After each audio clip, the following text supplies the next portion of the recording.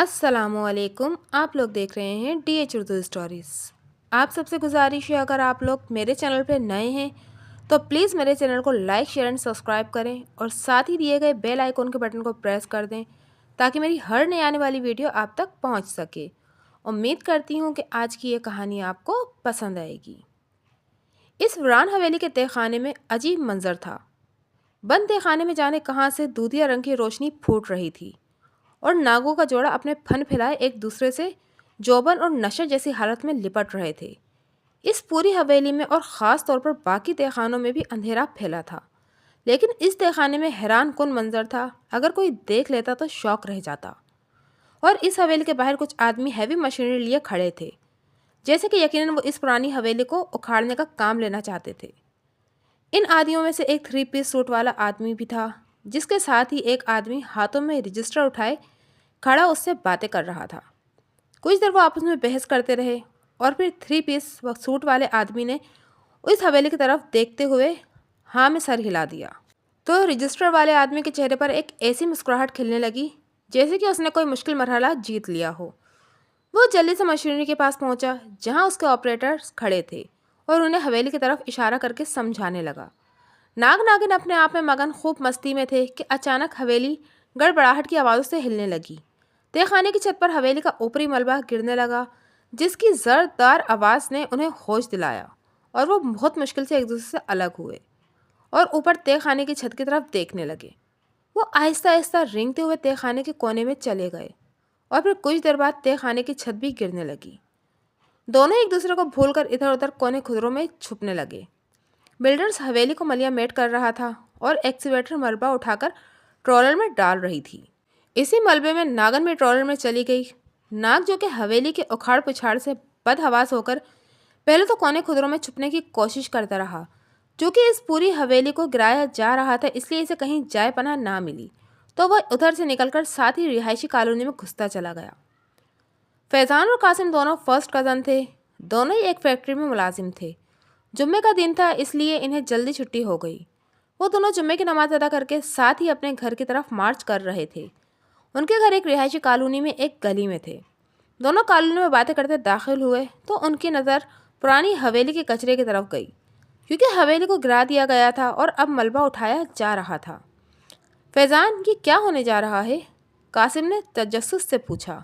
क्या बताऊं यार, मौसम साहब की ख्वाहिश थी कि इस हवेली की जगह बच्चों का एक स्कूल बन जाए, ताकि हमारे और इस कॉलोनी में रहने वाले बाकी बच्चे जो कि बसों और वैगनों के धक्के खाकर दूर के स्कूलों में जाते हैं, इनके लिए आसानी हो जाए।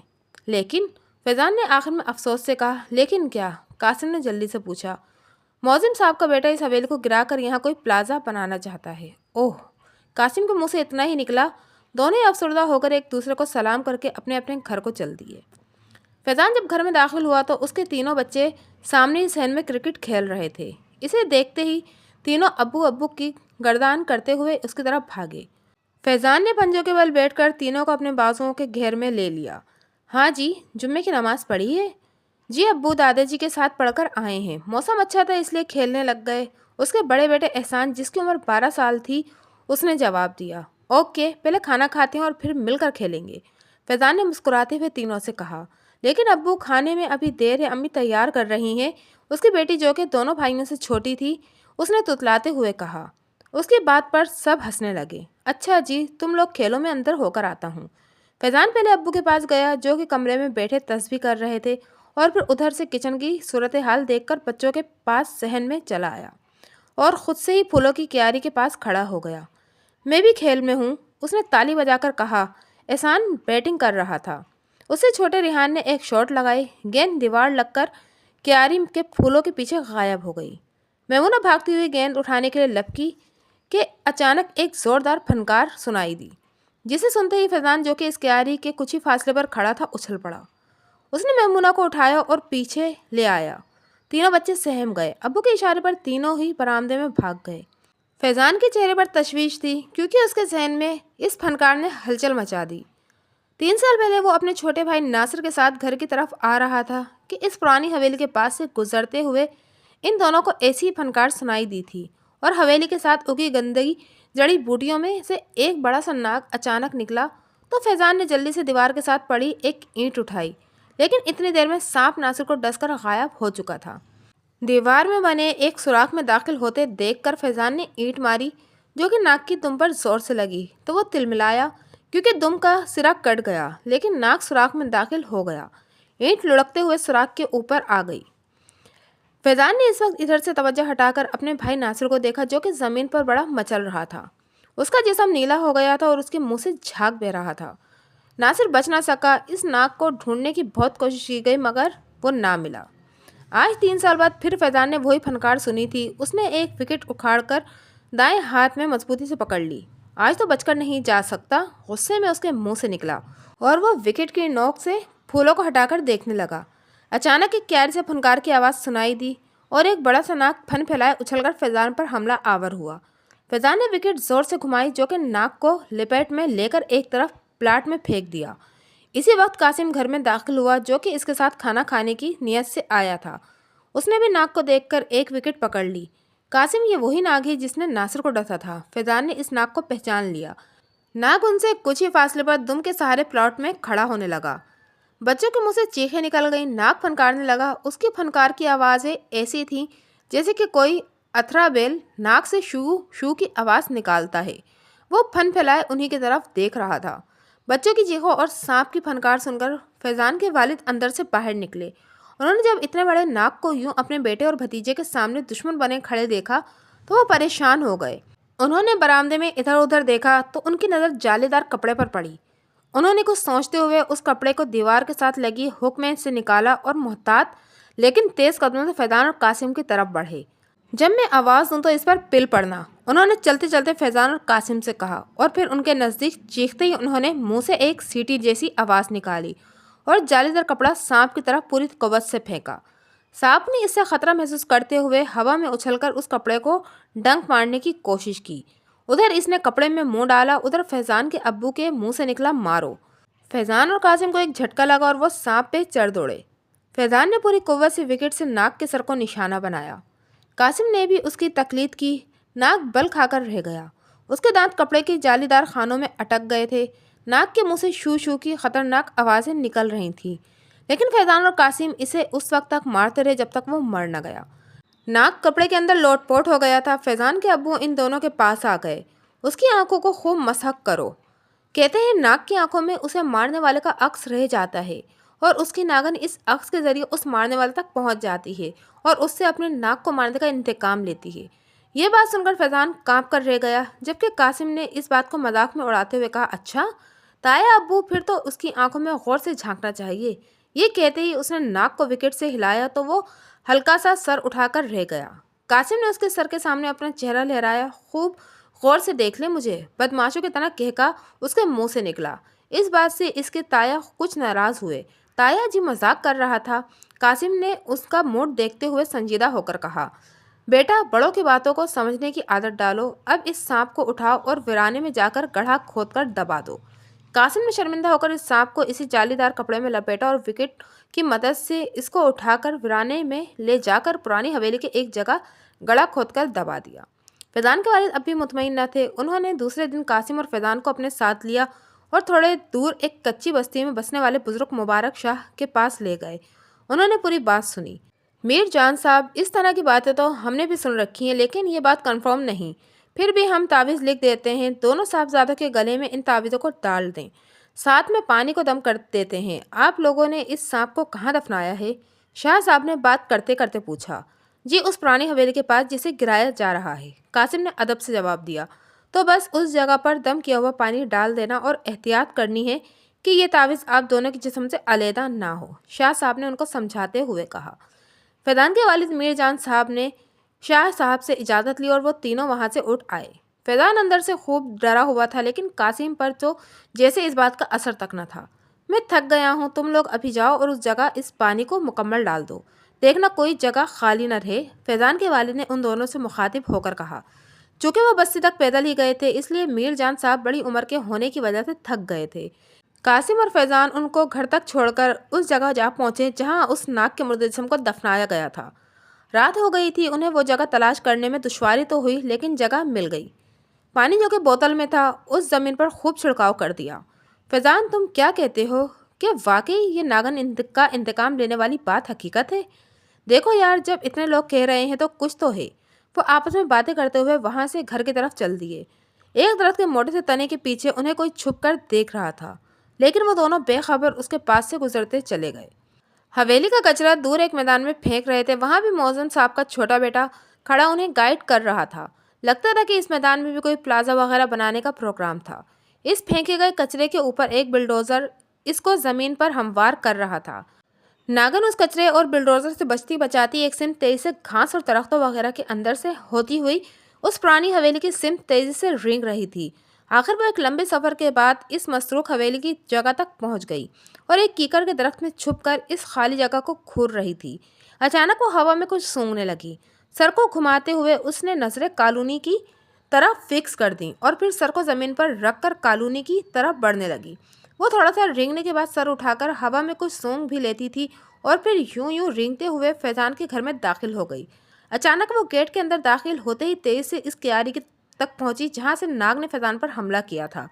तो वहां से सूंघते हुए प्लॉट में उस जगह पहुंची जहां नाग को मारा गया था। उसका फन गुस्से से चौड़ा हो गया और उसके मुंह से बहुत खतरनाक सिसकारियां निकलने लगी। वो उस घास पर लोटपोट होने लगी जिस घास पर उसके नाक का खून लगा था। अचानक वो घर के गेट की तरफ तेजी से बढ़ने लगी। वहां से निकलकर वो एक जगह के करीब पहुंच गई जहां नाग को मारने के बाद जमीन में दफनाया गया था, लेकिन इस जगह से कुछ फासले पर वो रुक गई।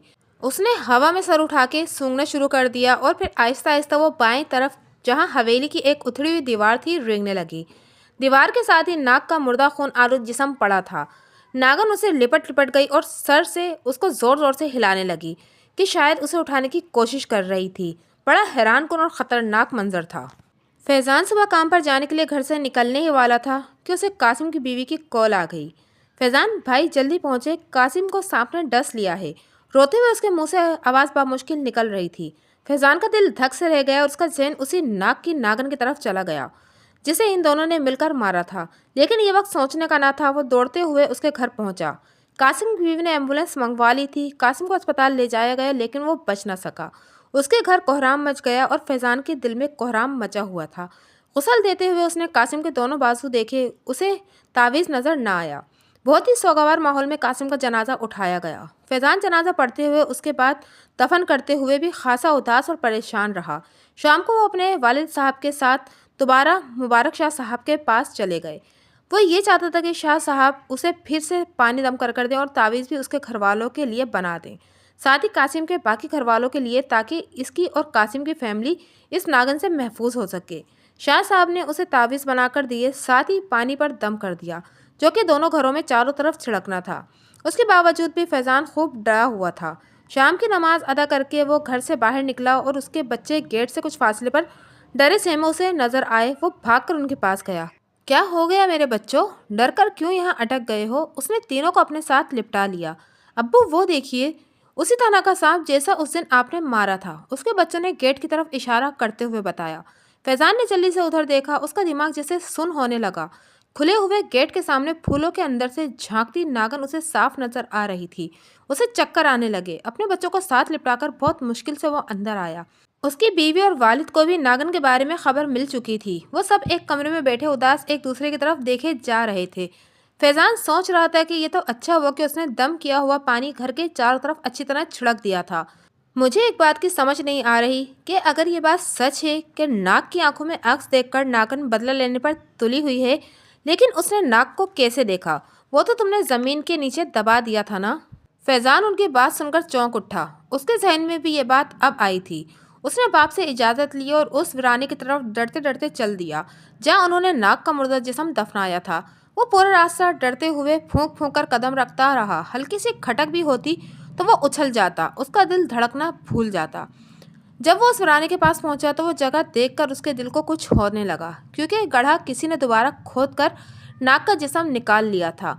उसे अब यकीन आ गया था कि नाग नागन के बारे में जो बातें मशहूर हैं वो सच्ची हैं। उसकी आंखों के सामने अंधेरा छाने लगा। रात चांदनी थी। उसे महसूस हुआ जैसे कि उसके एन पीछे कोई घाट लगाए खड़ा है। वो आहिस्ता आहिस्ता पलटने लगा। उसी वक्त शोर की आवाज़ से उसके सर से कोई चीज़ टकराई और वो उलटकर पीछे जा गिरा। उसे सर में तकलीफ का एहसास हुआ और वो अपनी जान बचाने के लिए उठने की कोशिश कर रहा था कि दो आदमियों ने उसे बुरी तरह से जकड़कर रस्सियों से बांध दिया। किसी ने बड़ी बेदर्दी से उसके कंधे की ताबीज खींच लिए और उसने हाथ पांव मारने की कोशिश की, लेकिन कुछ ना कर सका। इसे जल्दी से उस ऊंची जगह पर लिटा दो, नागन यहीं कहीं है, एक आदमी ने उसको पकड़े दोनों आदमियों से कहा। फैजान सर उठाकर उस आदमी की तरफ देखने लगा। चांद की रोशनी में उसके चेहरे पड़ रही थी, इसलिए फैजान ने उसे पहचान लिया। वो आदमी मुबारक शाह बाबा का खादिम था। फैजान को समझ नहीं आ रही थी कि ये सब क्यों कर रहा था। फैजान को डंडा डोली करते हुए दोनों आदमी एक टीले पर ले गए और उसके ऊपर लिटाकर दोनों तरफ लकड़ी के खूंटे गाड़कर उसकी रस्सियां बांध दी, ताकि वो लुढ़कते हुए टीले से गिर न जाए। तुम सोच रहे होंगे कि मैंने ये सब क्यों किया तुम्हारे साथ, फैजान ने बामुश्किल हाँ कहा। मुझे बस वो नागन चाहिए। आया तो मैं इस इलाके में जोड़े के लिए था, लेकिन नाग तो तुम लोगों ने मार दिया। मैंने तुम्हारी बातों का यकीन नहीं किया, क्योंकि ये नाग और नागन इतनी आसानी से मरने वाले ना थे। मैंने उस रात तुम दोनों का पीछा किया और मुझे ये देखकर ही बहुत दुख हुआ कि वो नाग वाकई तुम लोगों के हाथों मर चुका था।